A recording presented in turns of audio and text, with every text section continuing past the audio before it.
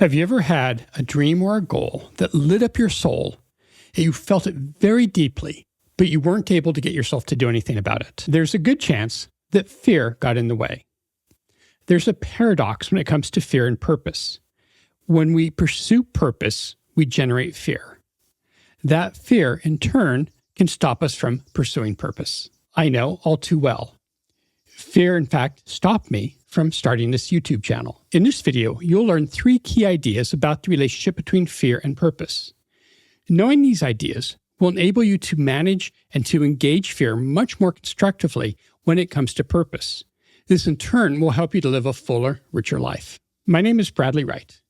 I'm a professor of sociology and the founder of the Life Purpose Lab, where we study how people find purpose in their lives. This video is the first in a series of videos about barriers to purpose. These are things that get into the way as we want to understand what our purpose is and as we want to live it out. In the Life Purpose Lab, we've taught over 800 people how to find purpose in their own lives. One thing that comes up again and again is fear. At one point, we realized we have to address this explicitly because it blocks so many people. What is fear? Fear is an anticipatory response. We think something bad is going to happen in the future, dangerous, uncomfortable, unpleasant. And so we have an emotional or physiological response now to prepare us for it. This is a fight or flight response. We anticipate something bad and we prepare for it by either getting ready to deal with it aggressively or to move away from it. Fear is a good thing. It keeps us alive. But a problem arises with purpose when it comes to fear. And that is, when we move purposefully in our lives, we evoke the same responses to acting purposefully that we do when things are dangerous. This happens for a couple of reasons. One, when we act purposefully, we create uncertainty, and we find uncertainty very unsettling. Also, it raises the stakes. When we act purposefully, things matter more to us, and so it matters more if they don't happen. And then finally, when we act purposefully, it often involves a sense of identity change. It often changes who we are, shifts our understanding of ourselves, and that too can be unsettling. For all these reasons, fear and purpose always happen hand in hand. If you want to act purposefully, you're almost guaranteed to have fear show up in your lives. Here's why fear can be a problem for living purposefully. Fear tells us to stop something. It's a warning signal. It says, move away or do something differently. But it comes on when we want to act purposefully, when we want to do something. If we're not careful, we can look at that warning sign. We can experience the fear and think, oh, I'm doing something wrong. I need to change what I'm doing. Or maybe we think, I'm doing something dangerous. I need to pull away. In this way, fear can actually block acting purposefully. So there's this interesting interplay between the two. When we move purposefully in life, we create fear. That fear in turn can sort of feed back and keep us from acting purposefully. I've experienced this relationship between fear and purpose many times. You're watching a video that was made in July 2025. I initially started this channel in December 2019. I made 2 videos, a welcome video and something else. And then I got too afraid. It was too overwhelming. It was too scary. It was too uncertain. I didn't know what I was doing. Even though I had invested a lot of money in the camera, sound equipment, lighting, I stopped. It was just too much. I was too afraid. It took me 5 years to get up the courage to do it again. When I think of what I've lost because I turned away from doing this 5 years ago because of fear, it really makes me sad. And that's not even the worst of the stories. There's so many times in my life where I've known something good and beautiful and right and meaningful, and I could not get myself to do it because I was afraid. So that's why I'm creating this series on barriers to purpose and starting with fear. I want to help you to overcome fear, to know how to engage it when it comes to purpose. So what should you do about fear and purpose? Well, let's start off with 3 things not to do. The first thing not to do is to feel bad about it, that there's something wrong with you. This is something that I often experience. I think, oh, I have this vision for the future. I have this vision for the way things could be, but I'm too scared to do it. There must be something wrong with me. I must be a coward or a wimp or whatever. That's not the way it is. Fear is natural. Fear comes hand in hand with purpose. It always has. It always will. It's a biological response that has kept us alive for generations. It just happens to apply to purpose. So we need to just accept that fear is part of purpose. The second thing we don't want to do with fear and purpose is to think that we have to wait for fear to go away before we can act purposely. Now, I can understand the logic of this. If fear is a warning light, if it indicates danger, then shouldn't we wait until the danger is passed before we act? But that's not the way it works. The light doesn't go off. In fact, as we put off doing things that matter to us because of fear, the fear just ratchets up. It's as if we're training ourselves not to do it. And so then when we actually do it, it's actually that much harder. And another thing that we don't want to do with fear is just to ignore it. The logic here might be something like, well, I'm afraid, but if I just ignore it and move on with what's right, then it won't affect me. That doesn't work.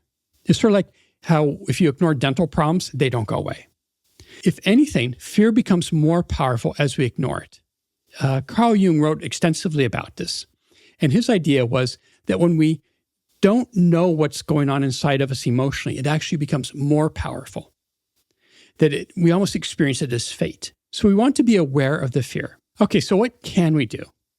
Well, here are 4 constructive responses. No single one of them is like a silver bullet that, this is the only thing that you need to do, but each of them can be used in different situations, and they're useful in their own ways. A first constructive approach to fear is to try to engage our overall systemic levels of fear.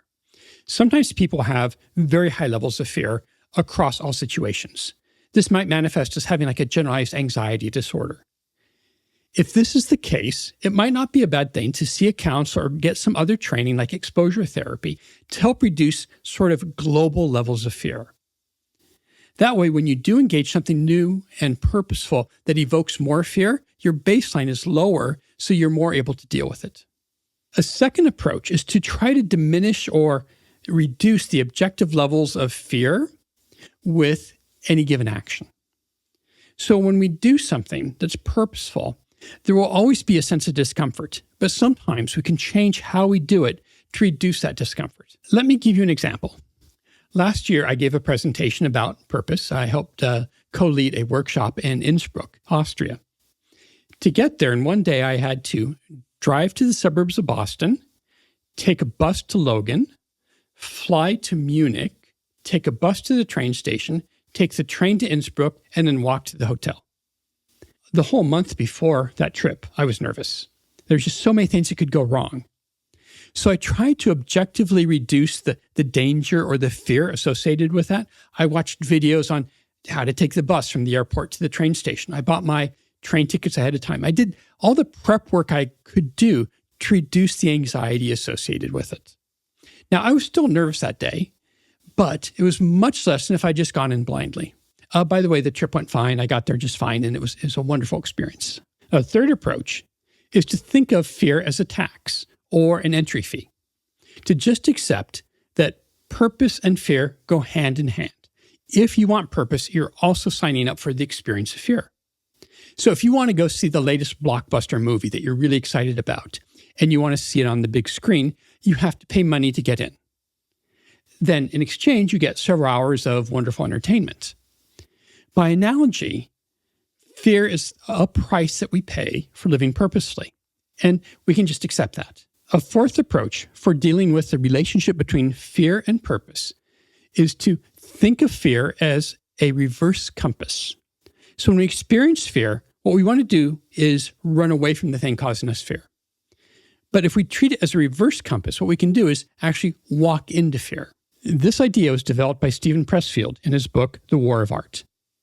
And his idea is that when we do something that expands our souls, that is beautiful and creative, we invariably get what he called resistance.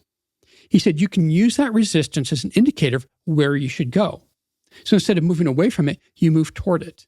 Generalizing it to purpose overall, this means that perhaps when we experience fear and we're afraid of doing something, that might be an indication that we need to do it. Now, we want to be judicious in how we apply this principle. There are things that we're afraid of, that we should be afraid of, that we should move away from.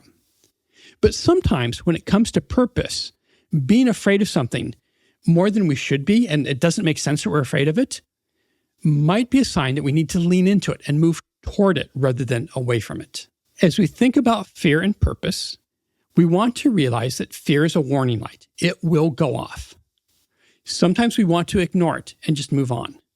Sometimes we want to use it almost as a direction finder where we move into it. So fear can both be a warning and an invitation. If you have found this video to be valuable, please like and subscribe. Also, feel free to add any comments about videos that you would like me to make on the topic of purpose. If you would like to find more purpose in your life, in the video description are various resources that you can use that I have found to be very valuable. One of them is one that I created myself with a colleague. We call it the Purpose Journal. It goes for 21 weeks, and every day gives you different prompts and questions to help you to understand better what matters most in your day, in your world, in your life. If you're interested in it, you can just order it on Amazon. It's the Purpose Journal, and you can find it with my name. I'll also link to it in the video description.